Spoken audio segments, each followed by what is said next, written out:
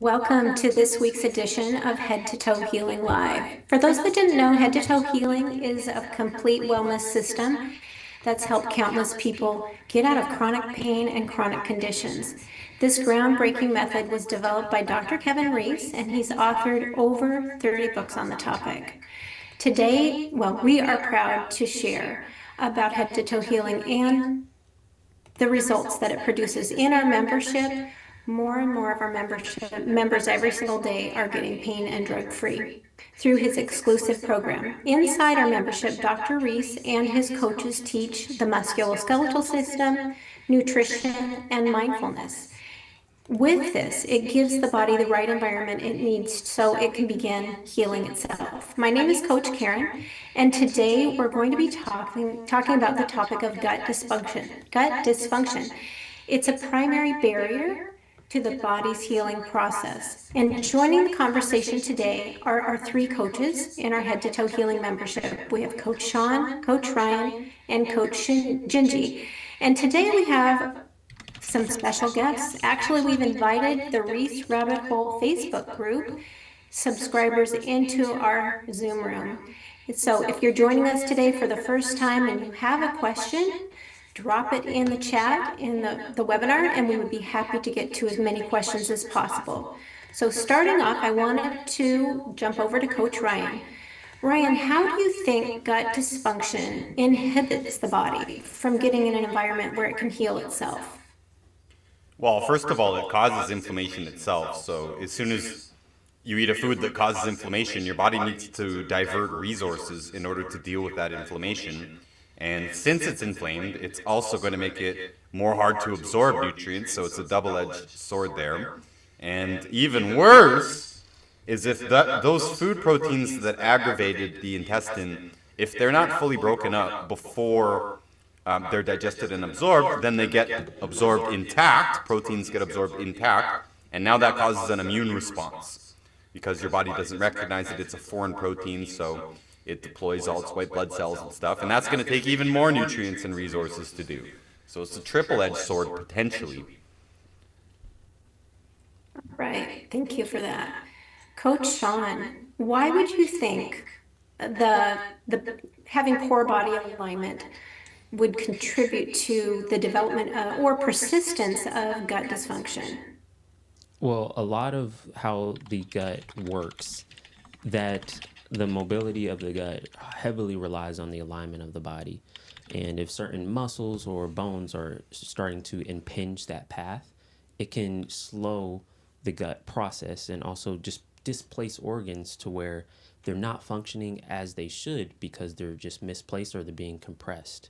And so another point would be that certain postures like inactivity, like sitting down, you develop this compression zone where you start to basically fall on top of your digestive system.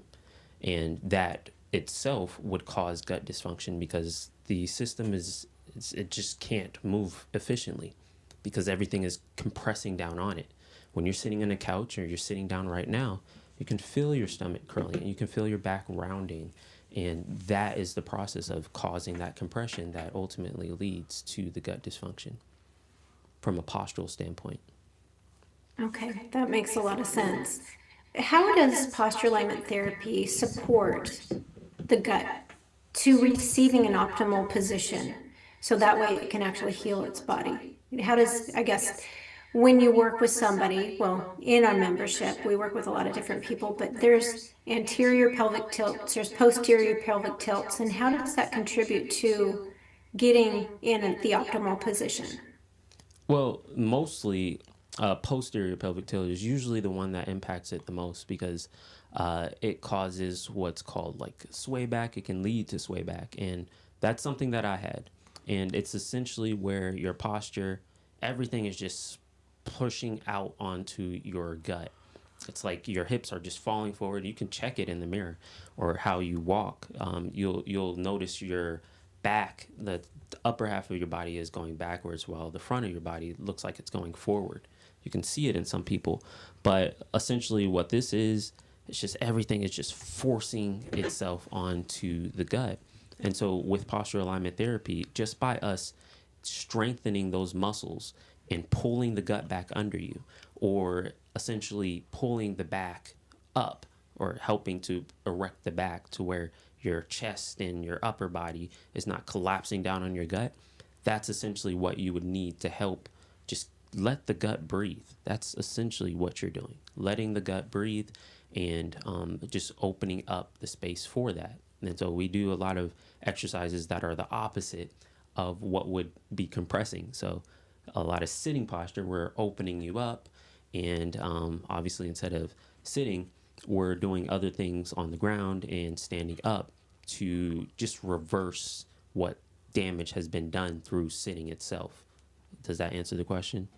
Yeah, that makes a lot of sense, because if our body isn't open, receptive, if it's impinged, if it's compressed, it's not going to be able to communicate. The blood flow, oxygen, electrical circuits in our body aren't going to be able to reach where they need to go. So that makes perfect sense. Yeah, and even Dr. Reese, this extends even outside of gut dysfunction.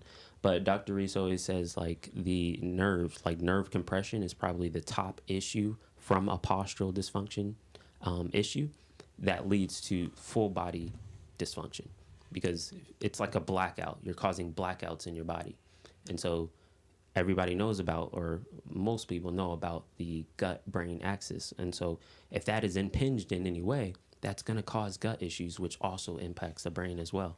And so it's just like an ongoing thing. If you don't clear that pathway for your nerves to just run through your body and allow that communication to run through your body, you're going to cause the blackouts. And when there's blackouts in your body, that's where the dysfunction follows. That makes so much sense. Wow. You're putting all the dots together. That's great. Coach Gingy, Coach Sean was talking about how the mind connects with the nerves. What about the mind-body connection? How would stress and anxiety contribute to the development of gut-related issues? Could you talk on that a little bit? Well, it's interesting because I was just thinking about this while Sean was talking. The mind is absolutely connected to the rest of the body, right? Dr. Reese talks about the nervous system as being like a breaker for this onboard computer, connecting literally through every cell in the body, connected to the mind and the operations of the way the brain works. But I would break that down a little bit further and say that there's conscious things that you experience, and then there's subconscious things that you experience. And those are the things that maybe you're not really aware of. Like you eat food, that's a conscious act, but you're not aware of how you're digesting it and how you're absorbing it and what the impact is if you have chronic inflammation. Those are things you're unconsciously aware of. So the way that the mindfulness can impact your gut health is very, very involved. So just think, if you were to not think at all about what you were eating and you just shoved your face full of a bunch of food, you'd probably overeat, or you wouldn't chew your food properly. You may get some indigestion or something. Whereas if you're consciously aware of your food while you're eating it, you're going to salivate more. You may stop when you feel full. You may notice the way different foods affect you. So being mindful of the eating process is very important. But then you also get into things you're not really aware of, and you don't know where they come from or why they're there. And those are the subconscious patterns, like previous traumas that you've been through, or you say you're quick to anger, or you're quick to fear, or you're quick to anxiety, depression, imagining things, not imagining things, but like letting your imagination kind of run away with itself. If your subconscious is operating primarily unintentionally and it's just running on automatic, then that can be very destructive if those automatic processes are constantly triggering the fight or flight response in your nervous system. And if that's the case, gut dysfunction is going to be almost inevitable, because it's going to turn off digestion. It's going to create different hormones. It's going to stop secretion into the stomach, secretion of enzymes. All that stuff gets impeded or turned off along the process. And so Dr. Reese's, subconscious work, inner child work is really important to do, as well as just walking through the world, understanding what you're doing and being intentional, right? So that's the whole game of mindfulness, is awareness and intentionality. And subconscious, it works the same way. You want to be aware of what subconscious programs are running, and be intentional with which ones you feed, which ones you fuel. And that makes so much sense. And when people get in that position where they're in the fight or flight, full adrenaline mode, high stress mode, you said their body functions stop. The emergency is happening someplace else, and so their body's really lacking what it needs to heal. So it's really critical to get their body in a position where it can calm down, be in that Well, parasympathetic mode. it's not really that the biological processes stop. It's like they switch gears. It's like you can't go Mhm. forward and backwards at the same time. Your body will redirect resources to your brain, to your awareness, to the functions of the body that will maintain your survival. And Uh, that you're going to notice, like if you stub your toe and all of a sudden you're terrified of a tiger in the woods or, mountain lion or something like that, you're not even going to notice how much your toe hurts. That pain will disappear because now you're focused with an immediate threat. That's what your nervous system is there for, or your subconscious mind basically is to maintain your survival. So if there's any kind of pain or anything like that going on, like your body is just going to say, don't care right now. Lose a limb. I don't care right now. We want to maintain survival. And that's all the systems that get turned on. As soon as that, adrenaline drops and the cortisol drops and all that stuff from the fight or flight response, all of a sudden you're like, oh wow, I've got a backache and my big toe hurts and oh all this, and all of a sudden you notice all the pain come back because now your body's switched over to the mode of trying to heal. So it will notice all the places that it needs to heal. and that makes a lot of sense. It makes me think of an analogy, kind of when you've got train tracks on the rail and it comes into an intersection where it has to change rails and it diverts a different direction. And it sounds like that's what the body is doing. It's diverting to the emergency mode and creating the pathways so it can just survive. Exactly. And you'll notice, like if you're trying to fall asleep and your brain is overactive because you're afraid of what your boss might say tomorrow because you didn't finish the work you were supposed to do, or you've got homework or whatever it is, your body is going to literally take cholesterol and make things like cortisol and adrenaline, and it won't be making things like melatonin, which is a different hormone that it makes from cholesterol. So it will literally create different hormones and different things in the body depending on where your mental and emotional state's at. So if you're trying to sleep, you want to make sure that you're not stressed or anxious or all those other things so that your body's creating the right hormones to sleep properly. Makes a lot of sense. Jumping over to you, Coach Ryan, a lot of times symptoms for gut function, gut dysfunction are eczema, psoriasis, acne, dry skin, flaky skin, rashes. A lot of times people go out and they get a topical cream, yet they never find relief for those symptoms. How does head to toe healing differ in the approach with addressing these common issues that contribute to the gut? Well, topicals can work to a degree. Some of them can, you can, and a lot of them are based on nutrients, right? You can have vitamin E or vitamin C or high hyaluronic acid in it or something. Those things can be absorbed through the skin, so it can help to a degree. Iodine as well. I mean, there's a bunch of stuff you can put on the skin and it can help. But the problem comes from the inside out, right? So the focus here being digestion today. When there's a digestion problem, the nutrients hit the hardest are the fatty nutrients. They're the hardest to absorb in general. So if people mess up their guts, they're going to have a fatty nutrient problem almost by default. And of course, what's the skin made of? It's made of fat. So is all the organs, right? So the fatty nutrients are critical not just to our tissues, especially the soft tissues, but every cell membrane is made of fat as well. So if you mess up the fat metabolism or the fat absorption process, you're going to have problems show up all throughout the body, and skin is one of the first ones. Okay. And then also, sometimes this comes up quite regularly when I talk to people on our discovery calls. Sugar isn't one of the poor four foods. You talk about the poor four foods each week. What about if somebody has sea monster and they're told not to have sugar? Is it best to not have sugar in that situation? Yes. One of the things I like the most with sea monster cases is fasting anyways.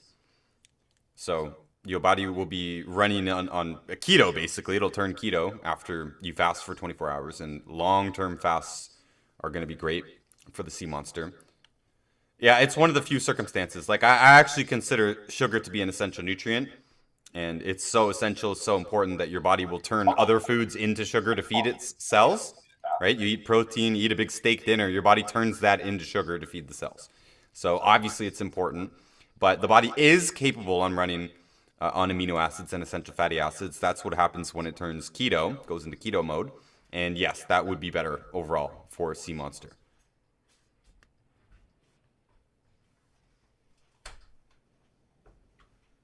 Karen, I had to mute you because Cameron, we're not hearing you. Thank you for that. Yeah, I had something that popped up that happened. Anyway, next on my list of questions here, a lot of times Ray and I talk to people on our discovery calls. They're doing a lot of the right things, but continue to have consistent, persistent symptoms. They're eating the right foods, they're exercising, they're avoiding the bad foods, but they're just not getting results. Why do you think, how would this contribute with the gut and gut dysfunction? Could that be the key factor why they're having roadblocks?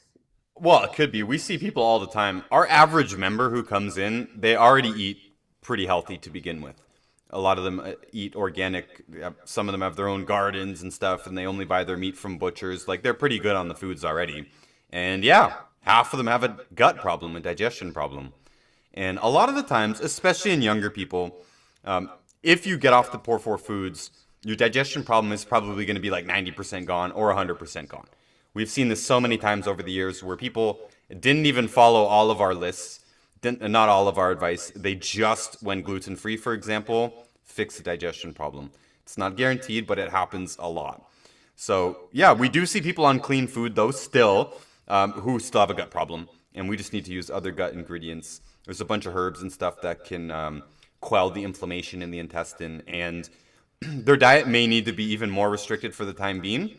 Like the Poor Four applies to everyone across the board, but not everyone is sensitive to dairy, for example, or chocolate or coffee. You know, there's a lot of things that could set you off, especially once you have a gut problem. Once you have a gut problem, now you're more likely to be sensitive to a whole bunch of different things.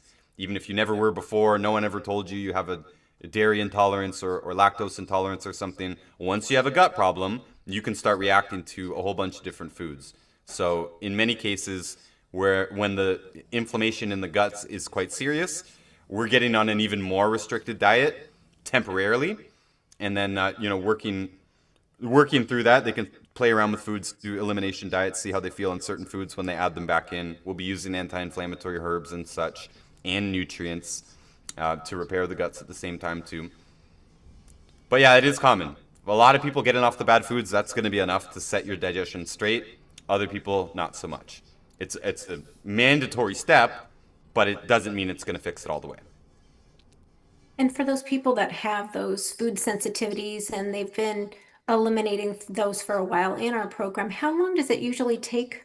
Well, if you could even say, maybe it's different from person to person. How long does it usually take for the gut to repair? And is it possible for them to reintroduce some of those sensitive foods back into the system?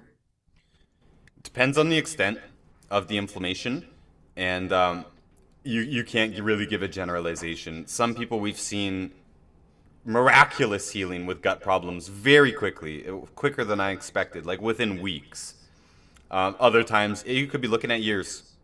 You could be looking at years. It depends on if we find the source of the inflammation too, right? Again, it could be some hidden food, like it's not on our Poor Four list. It's not obvious. It could be a banana, right? Once you have a digestion problem, you could be sensitive to a whole bunch of different things, like I said.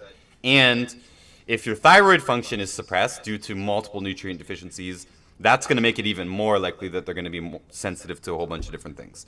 So it might take a while to find that. It depends on how serious they are about the elimination diet. And like I said, some people, it is a struggle to find out what is the source. But other people, just works like a charm. Like I said, some people fix their gut problems, even like Crohn's type of problems, before they even get into the membership or before they even get a proper protocol, just because they heard to get off the bad foods and they did. So it could be anywhere from weeks to years. Yeah. Depends on the situation. Absolutely. Well, and I was speaking with somebody this morning. He was like, well, What happens if you have a little bit of gluten here and there? You know, it's hard to avoid. So what's your thought on that? Is it okay to put your toe in and have it every once in a while? If you do that consciously, you're a fool, is what I would say. Because the inflammation stays for weeks.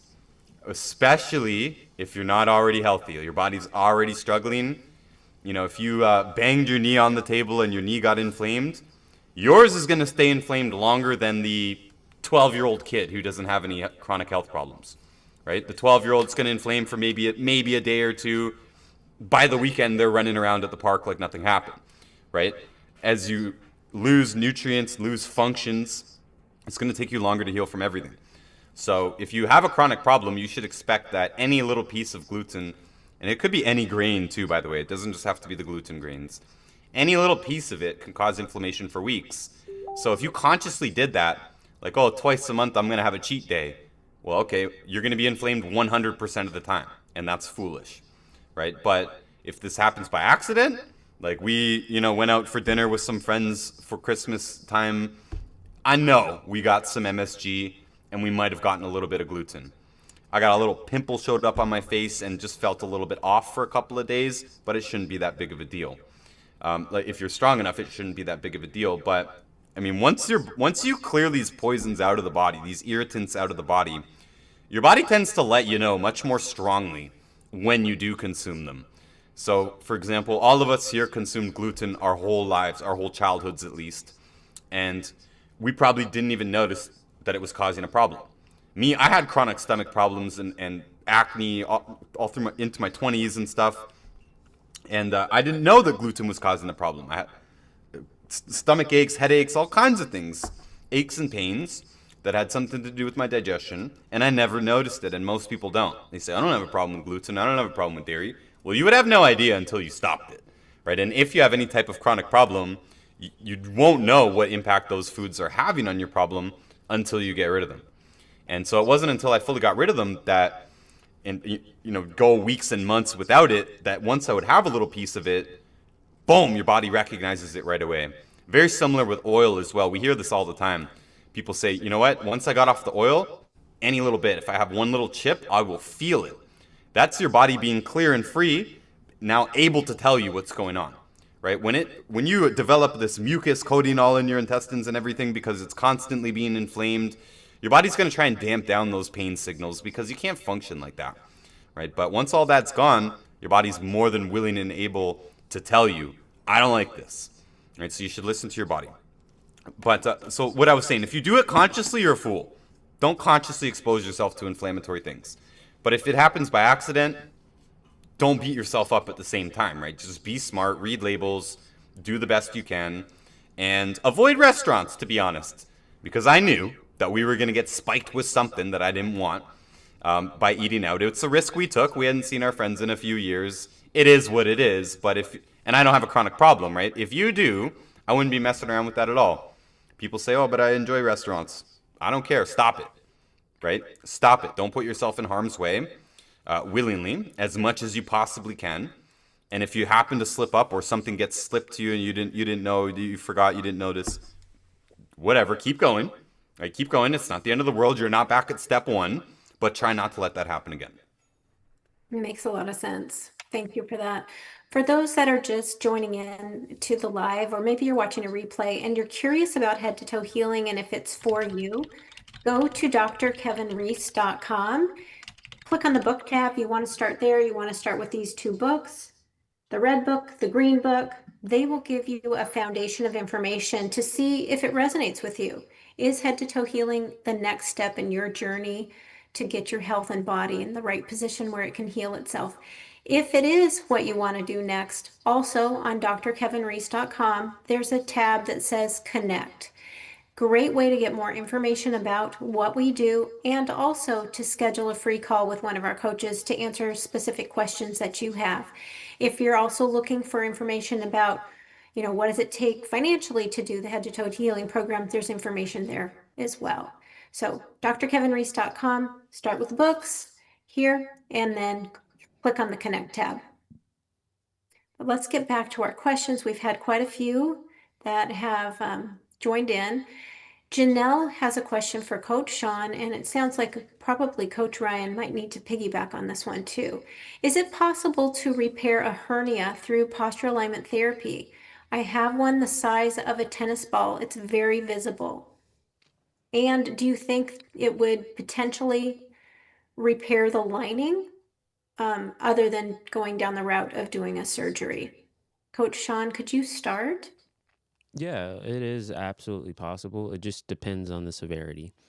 It depends on how much, like how severe the rip and the protrusion of the hernia is, because, like, to a certain degree, it can't necessarily be reversed, but it just kind of depends. And then what we would essentially be doing is just aligning the posture and taking the pressure away from the hernia. And so there's plenty of stuff to do. It's absolutely, yeah, it's possible. Again, we just need to know the severity. The severity usually gives us the key to understand if it's possible or not. Regardless, the symptoms that you will fix or mitigate by doing posture alignment therapy would be better anyways. Like, if you were to get a surgery and have it done, the aftercare would need posture alignment therapy. So whether you get a mesh or anything like that, the problem still exists. It's just kind of, band-aided. So either way, if you get the surgery or if you reverse it through posture alignment therapy is needed to support it afterwards. Makes sense. Coach Ryan, how would nutrition in the head to toe healing process help support somebody that has a hernia or want to reverse it? Well, a hernia is a connective tissue problem. So there's a whole bunch of nutrients involved in connective tissue. And like Coach Sean said, it's not always able to be reversed, but we're definitely going to try, right? Both posture and nutrition can have a lot to do with it. We have seen many of them reversed. Some of them are in tricky places, and surgery for some of them is the best option. But in addition to nutrients, this is all 90 essential nutrients plus extra connective tissue, by the way, and most likely plus extra vitamin C and sulfur, two of the key nutrients for, and copper and selenium. This is part of our regular packages here, but we would go even further on the vitamin C and even further on the sulfur compounds that form connective tissue. Things like glucosamine and chondroitin sulfate and MSM or DMSO. And sulfur is actually high in our base trace mineral ingredient that's in most of our other products as well. So that's already part of our normal program. We would just go even further on it. And if it's an exterior hernia, or you can see it, poking out from the belly button or something like that, then we do recommend compression bands as well, just to hold it in place while it's healing. That is actually critically important. And I think that's one of the reasons why so many internal hernias are not able to heal properly, because there's nothing holding them in place. So the connective tissue has bulged out, but like, picture a balloon coming out of your wall. You kind of need to push it back in and plaster over it. If nothing's holding it back in, it might not, right? Because it's not a muscular thing. Muscles aren't holding that together. It's connective tissue.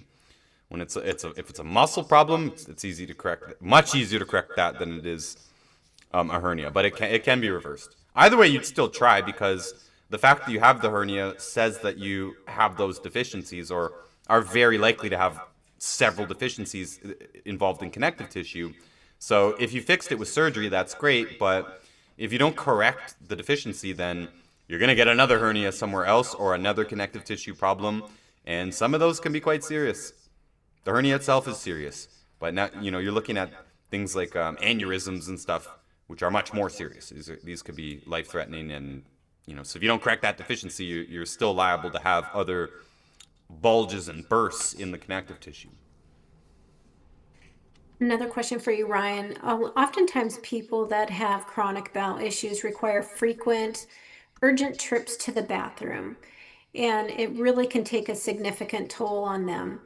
With head to toe healing and nutrition, how can that help them kind of reverse or curb that issue and get around it? Because that definitely can cause inconvenience and limit their mobility to do things.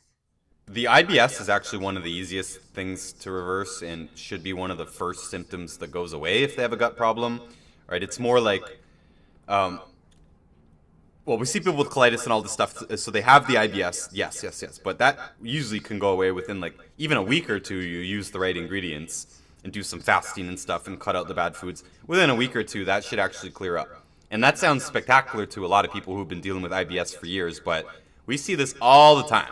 Give it like 1 to 4 weeks on the normal program here, getting off the bad foods, again, our normal ingredients. The IBS component of it should stop. The urgency or incontinence and stuff like that should stop.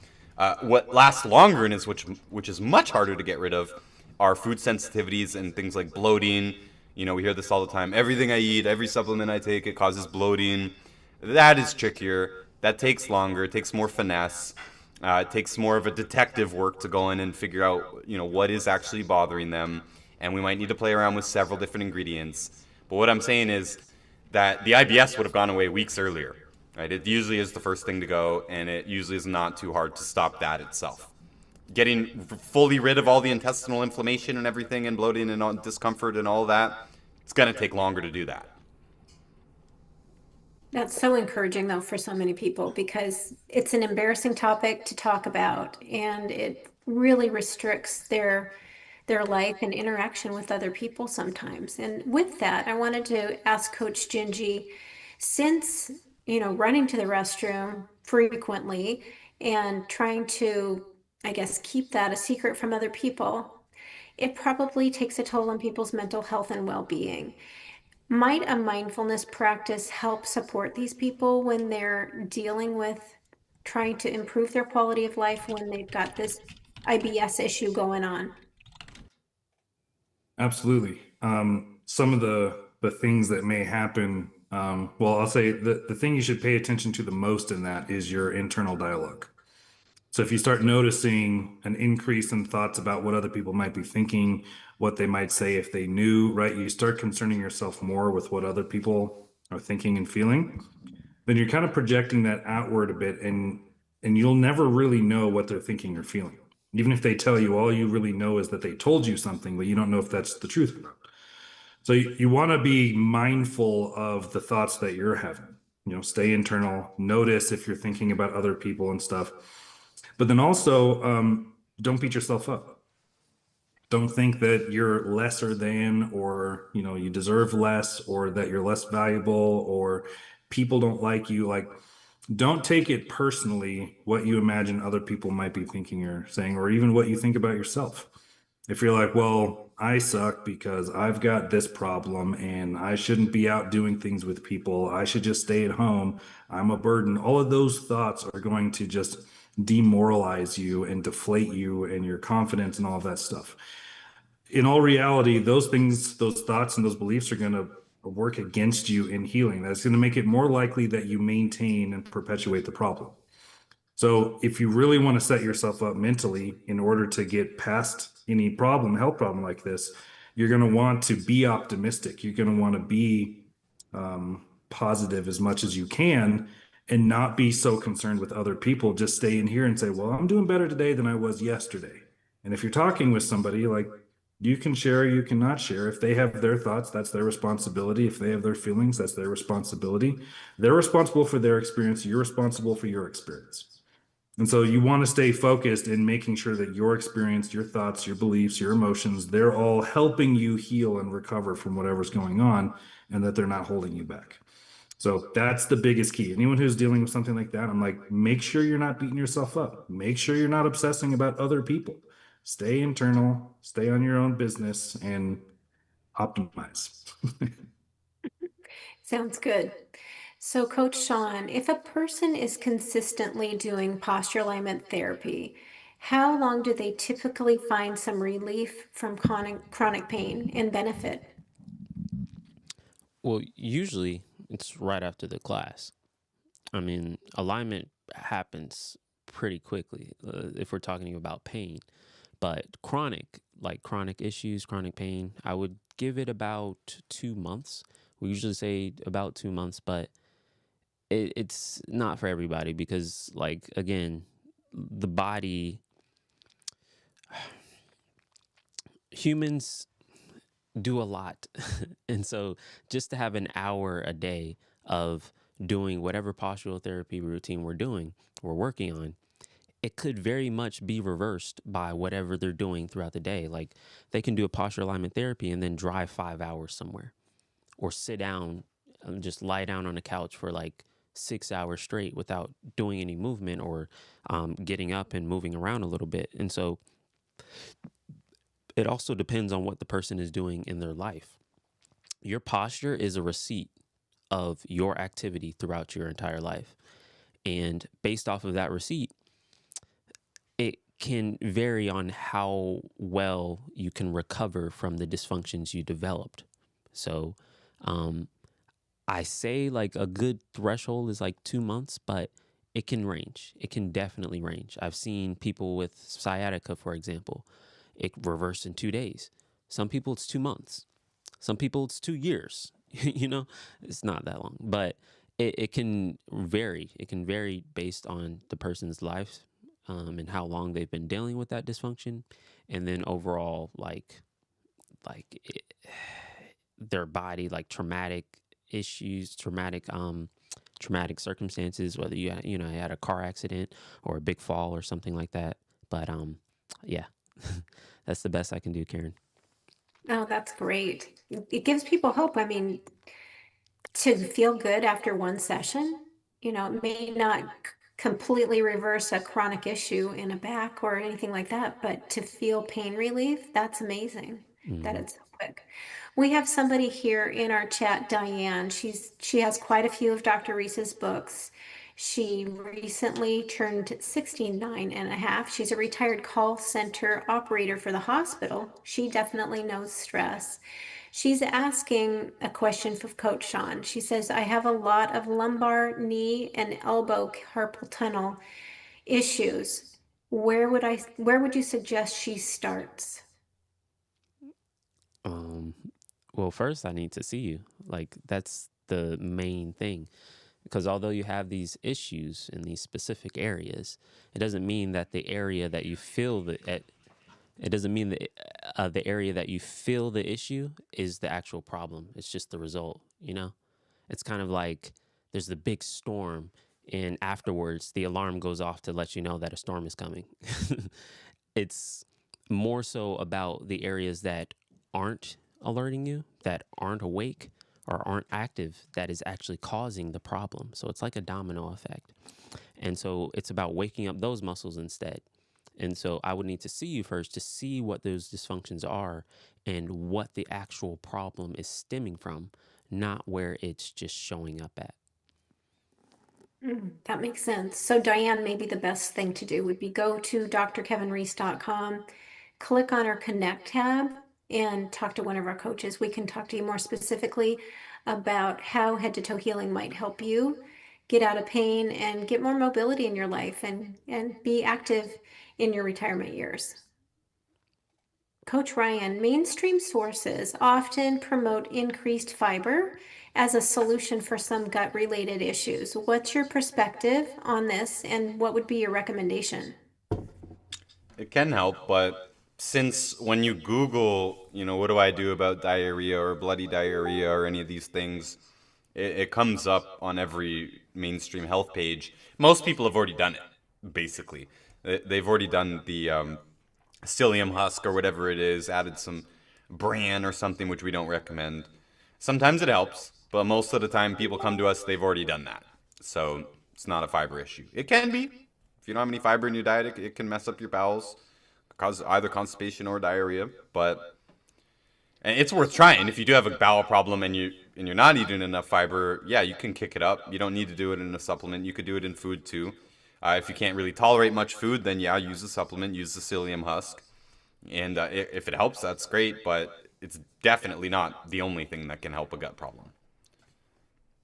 All right. Another question for Coach Sean from Cheryl. I have plantar fasciitis since May. Nothing's worked. No conventional methods. I'm still in pain. She has a tilted cervix, has had 2 C-sections, 2 whiplashes from autorex, and her neck sits forward. Would posture alignment therapy help things turn around for her? Absolutely, it's possible. And I love that. Well, she's at least naming other areas of the body she knows she has issues in. Because, like I was referring to before, if you've been dealing with plantar fasciitis for this long and nothing has worked, then that means the issue isn't the plantar fasciitis. That's where it's just showing up at. The issue could be at your pelvis. The issue could be at your shoulders. We don't know until we can actually see, but you're on the right track as far as noticing that other issues, there's other dysfunctions or imbalances in other places in your body that could lead you to that answer of what is actually causing my plantar fasciitis. For all you know, the plantar fasciitis could just be something from your shoulders, and all you need to do is a couple of routines for your shoulder, and it just dissipates one day. You won't even realize it. You just notice you're walking around and not in pain. That's usually how it happens. You don't notice when the pain is gone. You just feel better. You don't know why. So, same answer though. We definitely need to get a look at you to see what the actual issue is before we can actually start reversing the problem. That's very helpful. And it makes me think of an analogy like a car. If one tire is out of alignment, it throws the rest of it off, and then you have to have your entire car realigned. That's what posture alignment therapy does for your body. It gets the 8 lobe joints in order, your shoulders, your hips, your knees, your ankles, all 90-degree angles. So that way it's functioning at top level, which is fantastic. I have a question here for Coach Gingy. In the past, you've mentioned that the body needs to be in a calm state to heal. Is it difficult when people have old patterns or triggers that put the body in a high adrenaline or high stress mode? Is it difficult for the body to heal? It will be difficult for the body to heal when it's in that activated state. And so the trick is to notice what triggers send you into the, we'll call it the fight or flight response, and when your body is at peace and at rest. And you may notice times where you're incredibly grateful that you feel like you're healing. But then when you're really fearful or anxious or something, that's when you're not. And so my job inside the membership would be to have a conversation with you, probably in the DM feature that we have up and running now, and just talk to you a little bit about what kind of sets you off, what triggers you, what gets you into the fight or flight response, and then figure out ways to have you restructure your relationship with those triggers or respond differently to those triggers. And so either one of those, whether it's, at the beginning or the end of that trigger process, we can get to it and reverse it. You don't really have to do what most people do and think they need to do, but just go back in ancient history and relive the traumas and be with it and, be exposed to it and all this stuff. In my experience, that creates more traumatization versus if you just deal with what's coming up for you right now, you can deal with it chunk by chunk, idea by idea or trigger by trigger. And that's like, it's much easier. It's much more gentle. You don't re-traumatize yourself. You just say, wow, anytime this happens, I feel anxious. Okay, so why do I want to choose anxiety? Why do I want to be triggered by this? And then you adjust that whole process that happens from trigger to response, from cause to effect, and then eventually that whole trigger stops having its effect on you. And then if you find yourself, oh, and then when this happens, I feel a little bit of self-doubt. Okay, great. Now let's deal with that one. And we just systematically go through piece by piece so that every time we make any progress, you're less likely to go into that escalated state. And eventually you'll probably still go there, but it'll be like once a year instead of once a day. And that will be monumental for your healing journey because literally like 364 days out of the year, you'll be healing, and one day you'll be kind of struggling with it.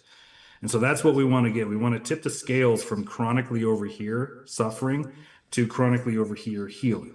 And if we can be over in the healing phase more often, then we're winning. And that's the whole goal. Fantastic. We've got a comment from our Facebook group, the Reese Rabbit Hole, from Michelle. She says she has scoliosis in 2 parts of her spine, with also arthritis and bone spurs. Is that something that can be reversed.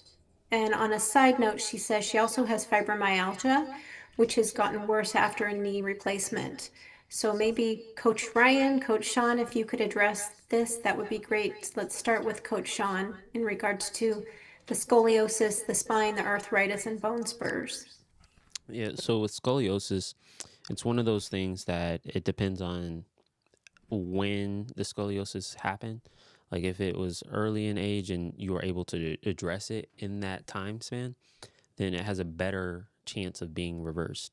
With scoliosis, there's only so much we can do to bring it back to normal. It's technically not reversible, but we can align the spine to a degree. We can certainly improve upon the degree at which the scoliosis is swaying to.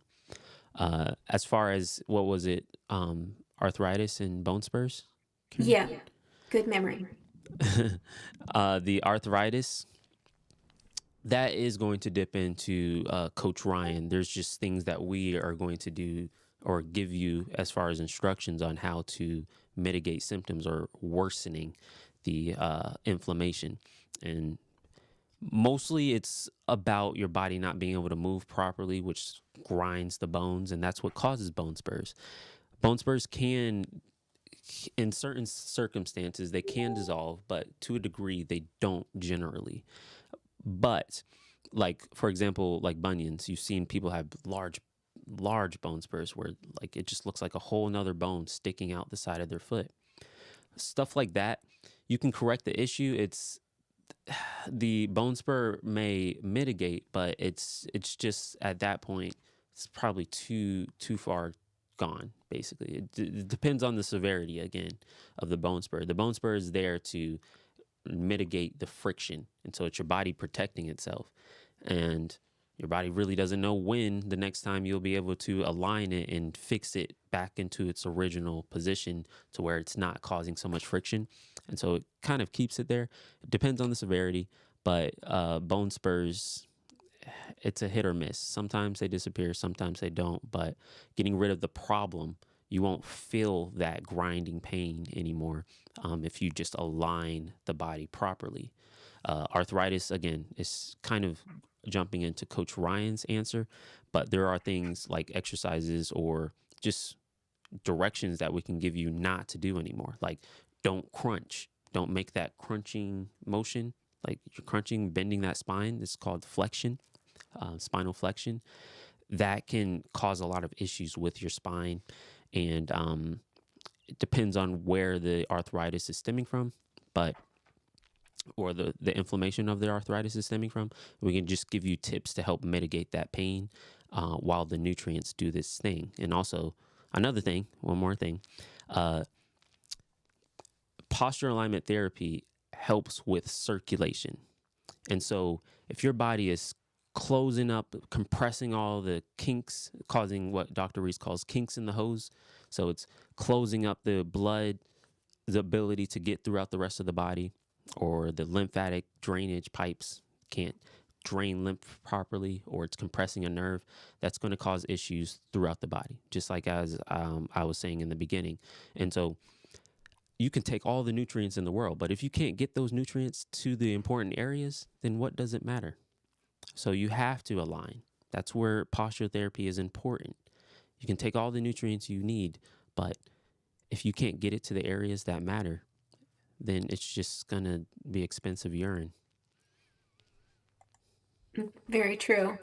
Before we hop over to Ryan, I want to just add on to that too. Michelle said she's later in age, but with that, Michelle, also when your body starts to function better through posture alignment therapy, you're going to increase your balance. And one of the biggest risks for people as they age are falls. Posture alignment therapy gives you more alignment, structure, support in your body. It actually can strengthen your muscles and your bones with the conjunction of the nutritional support too. So there's a lot of improvements that can be made, even though you may be up in age. Ryan, what about the nutrition aspects with arthritis, bone spurs, supporting her fibromyalgia, or trying to turn that around? Yeah, those are all in the same category. So I'm just going to assume that she has multiple mineral deficiencies as well as other nutrient deficiencies. There could be a digestion problem in there as well. As you know, we start almost everyone with a gut program for the first month or so, regardless, but, or at least throw a couple of gut products in there. But yeah, I mean, she looks pretty straightforward. She didn't mention any metabolic problems. She didn't mention obesity or sleep trouble or anything like that, too. So if those really are her main problems, then she might be an easy case. Because typically, when it's all in the same category like that, it can be quite easy to reverse. And yeah, you pair that with the posture therapy, because the posture therapy is now taking pressure off of each of those joints and bones. That's a double whammy. Hopefully, she'd be an easy case. Like I said, she didn't mention anything here to make me think that she would be a difficult case. Fantastic. Coach Sean, another question for you. This is actually coming up on the Reese Rabbit Hole feed as well as on the Facebook feed. Anything for neck pain? There's quite a few people concerned about pain in their upper body, upper spinal structure, and neck area. What can posture alignment therapy do for those folks in that situation? I'm sorry to sound like a broken record, but it's especially for neck pain, it's going to have nothing to do with the neck. I would say about 90% of the neck pain issues have nothing to do with the neck. It's going to do with everything else surrounding it, mostly going into your shoulders. You have 8 load-bearing joints in your body: your shoulders, your hips, your knees, your ankles. And so that's usually where the most issues are deriving from. And so if you have carpal tunnel, it's most likely going to be your shoulder. If you have neck pain, it's most likely going to be your shoulder or your hips causing a shoulder issue. So it's neck pain, it can get pretty complicated because it's not just as simple as, and you know it. I'm sure if you tried everything for neck pain, you can't go on YouTube and look up 5 exercises for neck pain. You'll probably do them. You'll have 2 results. You either feel worse or you'll feel good for like a couple of hours and then it will just go right back to usual. So the issue is that the wrong muscles are turned off and causing overcompensation for muscles in the neck. And so I can't just give you exercises or a true start because I don't know where the issue is driving from. That's what we have to understand. And so, if especially if you're in the Facebook group, if you're doing some of those example PAT classes, posture alignment therapy, then I would definitely just try to do that daily. See how it affects you. See how it helps you. I know the Green Book has bonuses in there where you have a routine in there. So if you're utilizing the Green Book, that's another place where you can start to do posture alignment therapy. You're at least doing something because the goal of posture alignment therapy is to align the 8 load-bearing joints. Neutralize everything so that all of the dysfunctions that come, that domino effect from those dysfunctions, solve it. So the best start I can say is to start an actual routine that we've created for you. It's the best start that I can give you. That's good. Really good. It's what people don't realize in the Head to Toe Healing book, the Green Book, like Coach Sean just talked about, there are free bonuses in there. So if you want to test drive Head to Toe Healing to see if it is for you, that's the place to start. I want to just talk about one more question that we have here, and then we'll need to wrap up for the day.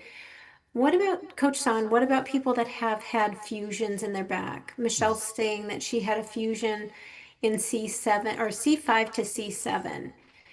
How does posture alignment therapy approach people that have that situation? Well, your body is extremely adaptable. Obviously, you're at a disadvantage because there's only so much you can do now that the spine is fused, but that doesn't mean give up all hope because, again, the body is adaptable. So we can create conditions in the body that help alleviate those issues, but it gets us to a certain point that you would be better off getting to other than getting more surgery or not doing nothing at all. So we can help to a degree, but just note that the flexibility of the spine, for example, will be hindered from those fused vertebrae. So it's like there's no point in just giving up Like we can offer as much as we can to mitigate the pain and reverse the issues, but it's better than doing nothing at all or going to get more surgery done. Like, we can prevent the surgery, obviously, but if you need to get that surgery, we can help with dealing with the symptoms that come after surgery. Because usually with the surgery of any sort, the condition, the dysfunction, excuse me, is going to travel. It's going to spread like a rash. And so it just goes into other places. And before you know it, you got that hip replacement and you're like, wow, yeah, I can move my hip. And now your right knee hurts, or now your shoulder hurts for no reason. You're like, oh, another problem. So that's why people start to get all of these surgeries one after another. After that first one, it just kind of spirals out of control. But I would say that it's not, it's not like you lose all hope. We can still help you because your body, again, is adaptable. So I hope that answers your question. There's Yeah, still that's hope. very helpful. There's still pain-free future for you.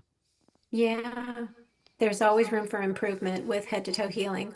One last question for Coach Ryan, and it looks like Gingy might have something to add too. Coach Ryan, Michelle's also saying that she's having constipation. She's got bowel issues. Sometimes she's not relieved for 2 to 3 weeks. With somebody that's aging, sometimes that happens quite regularly for people to have constipation issues. How does head to toe healing approach that part? We're talking about gut dysfunction today, and that's definitely a big part of it. Yeah, it's a bit wild to me that the average person doesn't seem to consider constipation to be a digestion problem. Because I ask people all the time, you have any gut issues? And they say, no, no, no, no, no. Oh, but I've been constipated for 50 years. Okay, so that's a massive gut problem. Yes. And yes, that will need to be relieved so that she can absorb the nutrients. This is the same woman with the arthritis and the scoliosis and fibromyalgia and such. So yeah, I said that it could be rooted in the gut too, or it could be a gut problem. It's part of it because that, again, it interferes with nutrient absorption and everything, and it causes your body to divert more nutrients to deal with the inflammation, nutrients that it doesn't have. So yeah, I mean, one of the main things that I would do for her, I mean, of course we would do the gut rescue with her, but I would most likely get her on high doses of vitamin C to bowel tolerance right away, almost, if not right away, to fix that constipation. Now, vitamin C by itself is not a permanent cure for constipation, but you gotta get things moving, and the vitamin C almost certainly will get things moving in a big way. But then you're going to need all 90 essential nutrients just to make sure that your body has everything for all of its muscle functions to work properly. And remember, as Sean said, that the scoliosis has a lot to do with muscle functions. Muscles pull bones, right? So the bones are not crooked. The muscles are causing it to be crooked. And obviously the bone itself isn't crooked. The spine can move all over the place, right? So the muscles are pulling it in weird directions. And that's going to have a lot to do with constipation as well. It's muscles that move food through the system. And muscles need the same nutrients as bones, by the way. So this is why I said it's probably just a multiple mineral deficiency and probably also other nutrients as well. Because all this pain, right? Pain is mostly in the muscles. Muscles and bones need the same nutrients, same nutrient deficiency category. Thank you. Coach Gingy, did you have something to add to the group today? Two things, actually. Number one, I don't think we hype this up enough, but towards the end of the Green Book, there's a free little mini course that you can take. There's a link in there that you can literally go pop in your browser and then go and not really test run head to toe healing, but there's a ton of educational videos in there that Dr. Reese has put together, and there's posture routines and stuff. Like, for it to be free, basically, or included in the price of the book, it's an immense value. So anyone who wants to start working on posture like immediately, they could go and buy that book, get the audio book or whatever, and then pop the link in and get going today, like a minute later. So that's a big value add there. And secondarily, I think it's important when we're talking about digestion to be aware, be mindful, I'll say, to be mindful of what we think is normal bowel movements. Like, is it normal to, like, My buddy will go to Taco Bell and he's like, "Oh, I always get the runs after Taco Bell. It's just normal." And I'm like, "That's not normal. If you're going and eating food and you're getting the runs every time, it's not a normal process." I know people that have said, "Well, yeah, my bowel movements, I only have one per week." That's totally normal. My mom's like that. My dad's like that. My kids are like that. We all have normal bowel movements once a day or once a week or whatever. And in all reality, I was on a call with a guy on an intro call, and he did not want to join the membership because he did not want to have more than one bowel movement a week. He said, "That's too much time on the toilet. I'm not interested in head to toe healing because I don't want that many bowel movements." For him, the belief was, if I go to the bathroom that much, it's unhealthy. And in all reality, like the way your digestive system is supposed to work, and Ryan, correct me if I'm wrong here, you're supposed to have as many bowel movements as you have meals in a day. So if you're doing the OMAD, right, one meal a day, you should be having one bowel movement a day. If you're eating 2 meals a day, you should be having two bowel movements a day. That's what's supposed to be normal, although we haven't normalized that. So be mindful of these types of beliefs that creep up and guide your decision making. If you believe that it's normal to go to the bathroom, to go have a bowel movement once a month, like that belief that it's normal might be in the way. To believe that constipation for 50 years is totally okay and it's not a digestive problem is going to get in the way of you healing. So check your beliefs and don't be so steadfast to them. Be flexible with them. Be willing to change your beliefs upon new information being presented to you, because that flexibility in your belief system is going to be crucial in your healing process. In fact, most people that are moving from medical monopoly to head to toe healing, it takes an entire paradigm shift for them to actually focus on the underlying root cause as opposed to whatever the symptoms are. Like, I want to get out of pain. No, you want to remove the underlying cause of the pain so the pain resolves itself. Like everything that we do, basically, it takes a change of mind. So you want to be able to be flexible there. Big point there. Thank you for that. So for those of you that are just watching the replay or you're with us today and you're curious about head to toe healing, there was a comment in here. Do you have a team up in Canada? We have a team internationally. We are 100% virtual. We can help you. Doesn't matter what country you're in. Reach out to us. Go to drkevinreese.com, click on the book tab, start with these two books, the red and the green book.